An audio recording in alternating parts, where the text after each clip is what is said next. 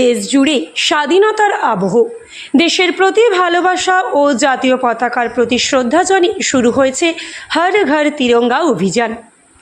নমস্কার, আপনারা দেখছেন নিউজ কলকাতা টিভি, সঙ্গে আমি রিয়া।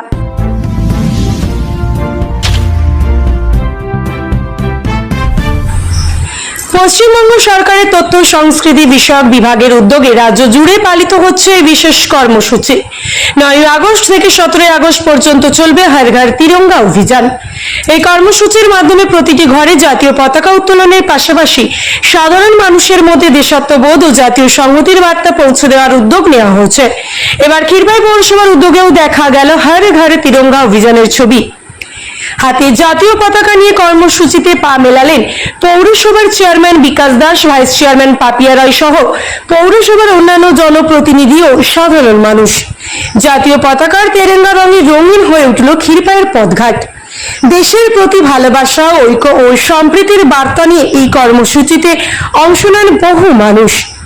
হর ঘর তিরঙ্গা, প্রতিটি ঘরে তিরঙ্গা, প্রতিটি হৃদয়ে দেশপ্রেম। সব খবর সবার আগে দেখতে সাবস্ক্রাইব ও ফলো করুন নিউজ কলকাতা টিভি।